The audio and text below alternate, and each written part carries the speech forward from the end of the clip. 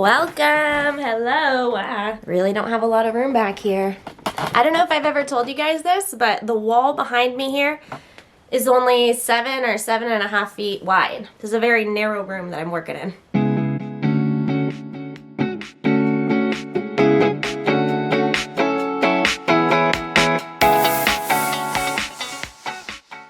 Welcome to Momming with Migraine video number 190, my updated service dog task list for POTS. I'm calling this my updated list because, get this, video number 4 on my channel was 4 tasks that my service dog does for POTS. But now, it's been many more years, I have more experience both as a service dog handler and as a YouTuber, so I'm ready to give you guys an updated list with even more service dog tasks for POTS. The tasks that I'm going to go over today are not just good for POTS.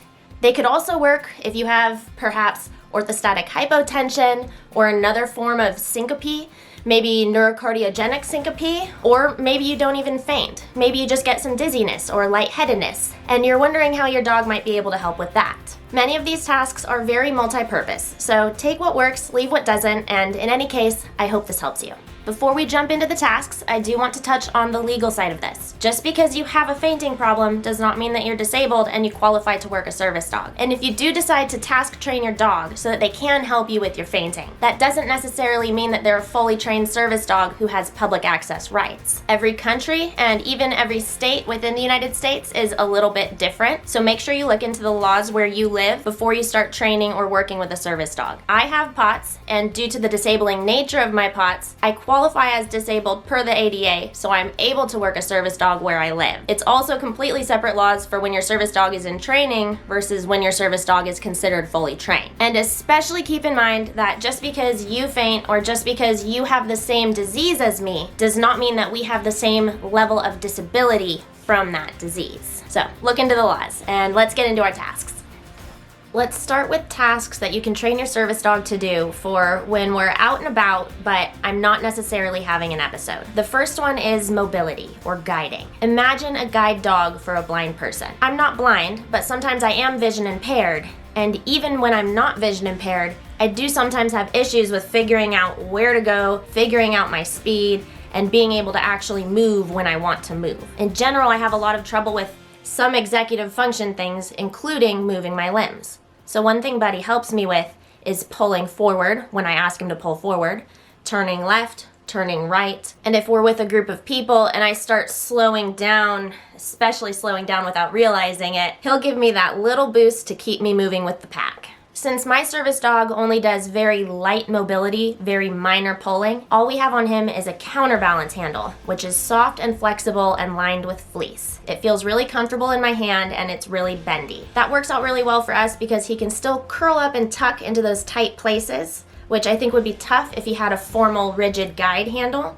And since I don't really need that rigid guide handle, this is a good middle thing for us. That handle also helps me a lot with balance checks. If I happen to just tip a little bit, the fact that I'm holding onto that handle gives me the to pull me back into position so I don't fall over. The nature of my vestibular system is such that I don't tend to notice those small tips, and I will actually tip and kind of like bump the person next to me. I'll hit walls or door frames because I don't quite get where I am in space. That's partially because of the vestibular issues. It's partially because of the EDS, hypermobility, like you don't quite know where your limbs are sensation. Buddy is also a large and a tall dog, so he helps me with bracing and balance support.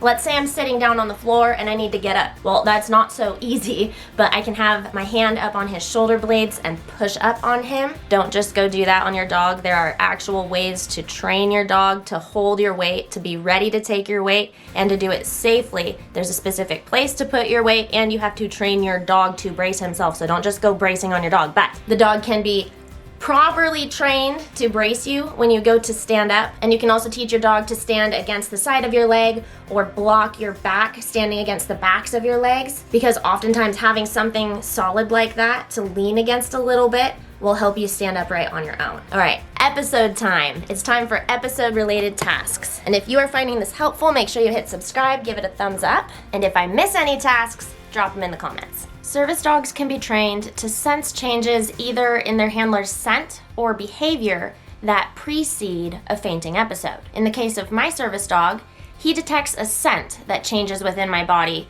right before I faint. And then he gives me an alert to tell me that the episode is coming. I've seen other service dogs for either POTS or other lightheadedness disorders or dizziness disorders, where the dog is actually trained to notice when the handler is doing heavier or deeper breathing, and the dog alerts to that deeper breathing. Sure, we can debate whether alerting to the deeper breathing is technically an alert or technically a response, but for the sake of this video, my point is just that the dog lets the handler know before the fainting occurs that the fainting is going to occur. And that is really incredible and life-changing for the handler. There are lots of different ways that the dog can alert the handler, like pawing, nudging, licking, barking, jumping up, a bringsel. I think that could have its own separate video because that's a lot. And then once the dog does alert, now what? I have a video on my channel called Preparing to Faint that goes over the list of everything that I do between when Buddy alerts and when I actually faint. And it shows Buddy actually doing all of the things. I set up the camera in my bedroom and you get to actually watch the whole thing happen. But the key thing for me when I'm about to faint is I need deep pressure therapy. Deep pressure therapy is when the handler sits down on the floor and the dog more or less lays on the handler's lap. What that does is it pushes on the legs and it brings the blood back up into the heart. The heart can pump it more effectively, gets the blood back into the brain, and it helps wake up the handler. It's the same reason that when somebody faints and they don't have a service dog, we're taught to lift their legs up high in the air to get the blood back up to their heart and head. Same thing, but having a heavy service dog makes it so that I can stay upright and the dog can instead be pushing the blood up to me instead of me going down to the floor and then the blood coming down. Did I overcomplicate that? I think. But you get it, you're smart. DPT is such an important task in my life that I do already have a separate video on that. Its own dedicated video where I believe I even went over how we trained DPT and why it helps me. And while I do usually still tell Buddy myself to please get into the position by telling him the command cover, Buddy is also trained to just do it automatically if I sit down in the right position, and he just automatically does it by himself if I am about to get into an episode. So it's really comforting to know that I don't even need to be with it enough to give the dog the command. He just understands, get that blood back to the human. Now, depending on your episodes and the needs for your episodes, I don't know if you convulse like I do when you faint, or how vigorous or dangerous that might be for you or for your head, but your service dog can be trained to put you into positions that make you more safe when you do have your episodes. Buddy right now is trained to lay over my legs if I sit down, but I could also train him that if I lay all the way down on my back, then I want him to crawl under my knees to try to pop up my legs that way. It's just a different method of trying to reach the same goal of getting the blood back up to the heart and the head. If you convulse a lot like I was talking about before,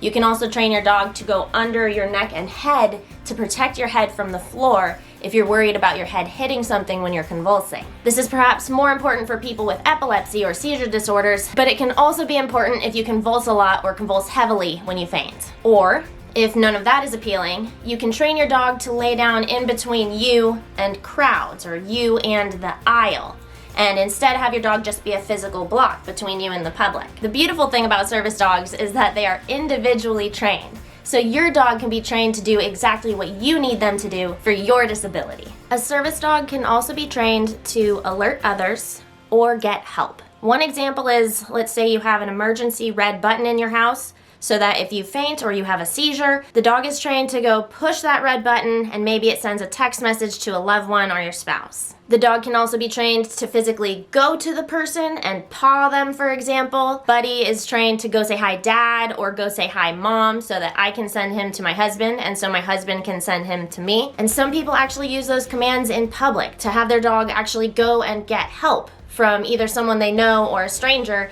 if the person faints. That's up to you. I prefer to only use the go get dad thing when we're in the comfort and safety of our own home because I just don't want to be sending Buddy off in a grocery store trying to find dad. But for some people that is medically necessary and you can train your service dog to do that. You can also train your dog to sit and stay where you are but be barking until somebody else comes for help. Lots of different options. Again, the same end goal of just getting you some help. Your service dog can also be trained to go and retrieve your medications. I have never been on a medication for my POTS, but I have been on medication for migraine. So I have this little medication retrieval bag that has a little handle on the side so that I can stick the bag under furniture and Buddy can just grab it by the handle that's on the side. It's technically a pencil case, and I will link a similar one below. But I love giving Buddy the option to grab just a handle instead of the whole bag. And I like to have a bag that's big enough that I can keep a small water bottle in it to help me with taking those pills. Oftentimes, if I'm in a position where I'm actually sending the dog to get me pills, I don't want to be going and getting myself a glass of water. Other times, like in the case of the migraine abortive Max Salt, sometimes it just dissolves on your tongue,